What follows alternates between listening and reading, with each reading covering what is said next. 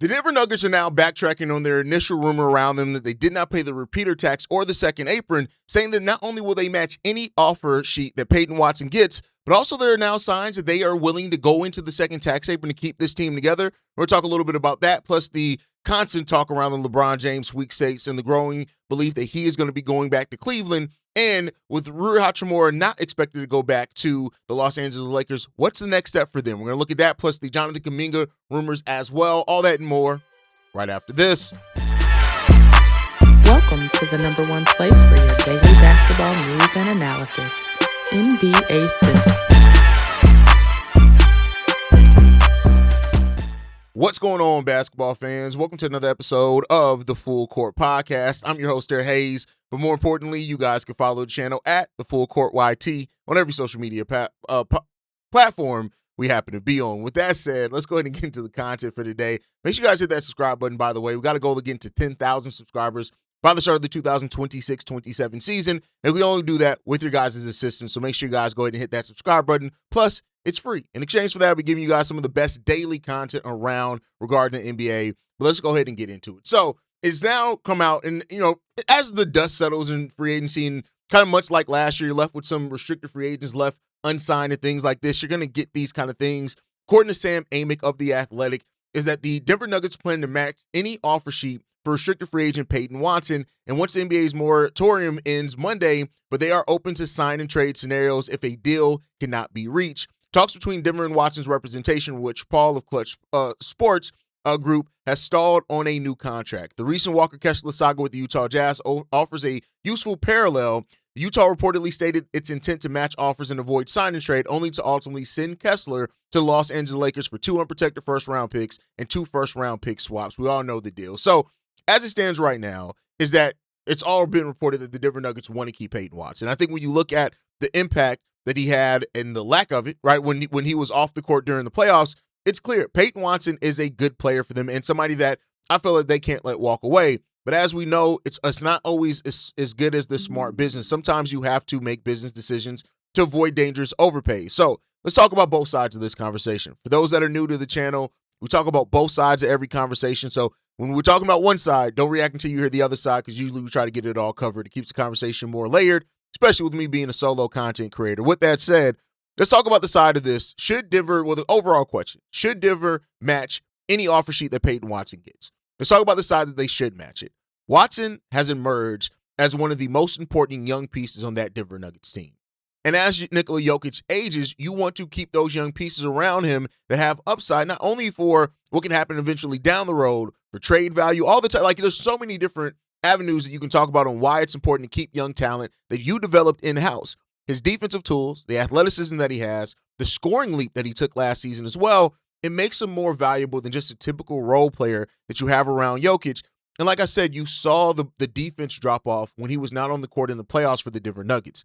You've already played Christian Braun, who does put a little bit of an impact on this, but there's just no doubt that Peyton Watson has much more of a two-way ceiling than anything Christian Braun has showed with that team. And that if I'm his agent, you're definitely using that as part of the negotiation tools and tactics in regards to that. You'd be crazy not to. And Christian Braun is only getting paid $21 million next year and caps out in 2030, 2031 at $28.5 million. So, like, if you're Peyton Watson and you know your ceiling's much higher than him, you've already flashed more, and Christian Braun is coming off a bad season, letting him walk just seems to be something that if you want to keep your title contention window open while you have Jokic, letting him walk becomes a very hard sell if you let Peyton Watson walk at this young without doing anything, to try to keep him. And I do think as well, like, of course, the Nuggets can always explore trades later if the contract does become too heavy, and that's something we've seen happen around the NBA too. You hold on to the talent, and then you try to flip them later, and you worry about it. But on the side of this, on this other side of be careful, $25 million per can get ugly in the NBA. That's usually that threshold where it can get, like, anything over 25, even though it's getting closer and closer to being kind of a norm, but anything over $25 million, especially for a role player, albeit a talented young role player still with upside in Peyton Watson, it can get a little bit taxing. If Peyton Watson ends up, if last year was a fluke, not necessarily a fluke, but let's say last year was the cap, that's as good as he's going to be. $25 million for that as a two-way player, you can talk about it being versatile, but you're going to get raises on top of that, right? And so he had a very strong stretch, but also injuries limited the season, and that limited his playoff impact. And if you're a team that's trying to get a little bit better of a deal on it, you're definitely going to look at that as well. Denver has to protect Jokic's title window. That's just the reality of it. You have to do that. And expensive role players can either clog that flexibility or they can strengthen it. And that's where Denver has to be with it if we're just looking at things all honesty, right? Matching him just to avoid losing him as well, could be something that they regret. That's why maybe signing, and that's kind of why Utah decided to go ahead and sign and trade, even though they were trying to avoid that. And so I do think that signing trades become a little bit more clear than an outright overpay if that's what you're worried about. Denver right now is acting like a team that knows that talent and the scarcity of round talent matters. The question is whether they believe that Watson is part of the next core or an asset that they just can't afford losing for nothing. And that's the question that they're going to have to answer in this. But a bigger part of this that also came out, that the Denver Nuggets aren't necessarily trying to avoid the second tax apron. Now, this comes from Mark Stein and Jake Fisher, where they say this. The Denver Nuggets are reportedly not operating like a team looking to stay below the apron. That's from Mark Stein. The Nuggets are expected to shed salary this offseason to make room to re-sign Peyton Watson. Watson's looking for a deal around $25 million per. The Nuggets have turned down trade offers for Cam Johnson this offseason. Rival teams are speculating that the Nuggets are looking to eventually deal Christian Braun. Instead, the Lakers are also said to be interested in Jonas Valanciunas. So, I mean, here, like when you look at this for the Nuggets, like this is kind of different from what we've heard. I do a podcast every day, one of the hosts of Locked On Nuggets, and so he's talked a lot about how the avoidance of paying the repeater tax has been something that's been a little frustrating in that building in the Denver Nuggets. And it seems like now with the young teams that you have coming up, with the Spurs, the OKC, then of course you still have the Rockets, you have these teams, is that Denver may have realized like, hey, we keep shortening our window by being cheap, and let's go ahead and spend now, see if it helps us get over the hump. And if it doesn't, we can always cut salary at that point. So I think when you look at both sides of this conversation, the side that you spin, Jokic's prime demands urgency. And that's just the simple part of it. When you have a player that's an MVP caliber player like Jokic, you pay to keep the players around him so you can stay contending. You don't act like a rebuilding team when you have a player like Jokic. Your championship window is still open. Now, is it as open as what it was before with the young teams that we've seen move up? No. And I do think that refusing to trade Cam Johnson, as we heard right now, shows that they're not as desperate to dump money as some people thought they would be heading into the season. And so even though the Nuggets need to add depth, they need wing talent as well to survive in the West. If ownership is willing to pay, then you pay. And that's what you do to maximize this era that you and this chance that you have here. But I think that the second tax apron still matters. Even if you're willing to pay it, it matters for other reasons. It limits your flexibility. It limits your trades. It limits your ability to aggregate salary and moves. It limits how you build your roster. So if you're going to be willing to pay the second tax apron, that's cool, but that's only the first step in a much longer set of questions that pop up if you do pay the second tax apron. If Watson, Braun, Cam Johnson, and all those guys on big money, you're going to have to choose which guys you keep, which guys you have to move on from. The CBA punishes teams that keep the financial thing going up, and that's just the reality of it. So trading Christian Braun instead of Cam Johnson may be the first sign that their hard choices are being made within Denver, but those choices aren't about any more ducking the tax apron. And I think that that's the smart move if you're the Denver Nuggets and you keep it pushing in regards to that one. So just because you're willing to pay the apron, it doesn't mean that you're still not forced to answer some tough questions about players on your roster, and we'll see what Denver ends up doing with that one. But talk about tough questions. LeBron James.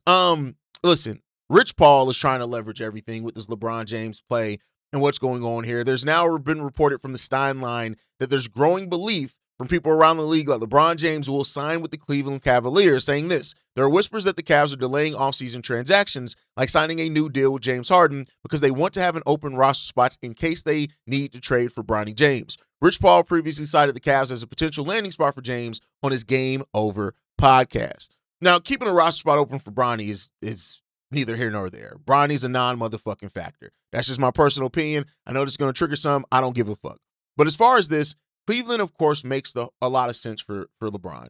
It gives them a team that you can legitimately compete for. You're in the Eastern Conference, which technically has an easier path than being out West, and it can then be the full circle moment, and I don't care what anybody says. LeBron James is a businessman as much as anything else. You understand the merch. You understand everything that you sell with coming back to Cleveland for your final season or two and trying to win a title, right? It's the emotional pull. It's the history. The Bronny angle's there. And with the Cavs reportedly delaying moves to try to keep their options open, it can end up being like, and don't make no mistake about it, there are basketball reasons why that actually also makes sense for LeBron James to go back to Cleveland and try to compete for a title. It's not just about the narrative angle, and that's a part that you also have to look into and give credence to. Now, as far as the leverage part of it, Rich Paul is trying to leverage everything that he can. Rich Paul publicly naming teams, trying to create a market, naming 10 teams. And I do think that, some teams, some insiders believe that every team is interested, that narrative is overblown, and it's used to help push this narrative with LeBron. It is what it is. LeBron James' age, the roster impact, some teams are going to be cautious in regards to it, but I do think that Cleveland has the cleanest story. But the basketball fit also, there is a basketball fit, but it's not necessarily the cleanest basketball fit. Where LeBron goes is going to be huge basketball news because it's LeBron James. It's the reality of it. That's what the world that we live in. It's going to be huge news regardless of what happens. But Cleveland, of course, is a huge emotional pool, and that fan base would be nothing but ecstatic to have LeBron James back in that building. All right, let's move on from that one to the next topic. Jonathan Kuminga, which I'm really tired of Jonathan Kuminga offseason news, right? Like last season and this season. But reportedly, the Cavs, the Bucks, and the Lakers are the teams that are interested in him. So let's talk about it. The Cavs only make sense if they're not getting LeBron James. If you're getting LeBron James, the Cavs make no sense, right? But the athleticism and the wing upside that Jonathan Kuminga provides, it makes sense. If LeBron does return, I don't know if you want Kuminga on that team with Kuminga needing to be heavily on ball and stuff like that. But I guess if you do still try to get Kuminga and LeBron, it adds some youth around LeBron that he can take advantage of. We know how LeBron can be in the half court with his passing. And of course, Cleveland does need players that can put pressure on the rim, right, in that. And while Kuminga is this player that people talk about like this versatile defender, it's never really been consistent, but I guess we'll see. The Bucks are an interesting spot because I don't think a long-term option for Jonathan Kuminga, but they offer Kuminga a spot he can come in and just play his game. And then at that point, they could sell Jonathan Kuminga on the sense that, hey, you come in here, you play your game, you put up your points, and then, you can help strengthen your market. You can develop as a player, all that type of stuff. It makes, with their reset, it makes sense to just try to take shots on young players. And then with the Lakers, if they're moving on for Rui Hachimura, it makes sense in regards to that. They're going to need a young wing with some upside that can maybe run the court, those type of things. So Jonathan Kuminga is an interesting free agent name, not one of that interests me the most, but I'm not going to act like Kuminga still doesn't have some potential that going to the right situation could put him in an area where we can look at Jonathan Kuminga very differently. But one of those teams that I mentioned is Rui Hachimura. And reportedly, the Lakers are now at the point where they are realizing he's not likely to come back. And so their pursuit is rumored to be, this is from the Stein line as well, in Kevon Looney or Jonas Valanciunas. I actually like Jonas Valanciunas for them a lot, but they say this.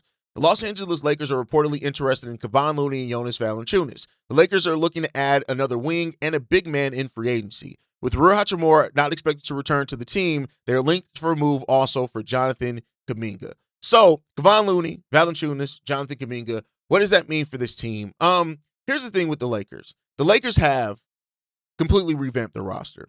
But more so than the rumored targets, should they be letting Rui Hachimura walk? My thing is, it is a move to rebalance the roster, right? You do need some additional bigs. You traded away DeAndre Ayton. Shout out to you for being able to get that done. And Kevon Looney and Valanciunas, give them size and physicality. I do think Kuminga is a more athletic upside potential than Rui Hachimura, and that the roster clearly is trying to build a new identity around Luka now, and that's fine.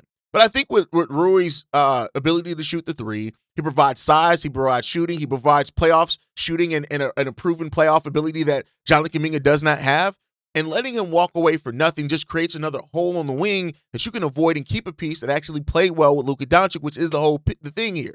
And so I get the Kuminga play if it ends up being there, but I kind of just rather having Rui Hachimura. He's the type of player that is not a star, but the fact of losing solid rotational minutes from a player that has already shown an ability to play with Austin Reeves and Luka Doncic, it just seems like if you're trying to chase a title now, why would you move off of that right now? At least that's my perspective. That's my thought.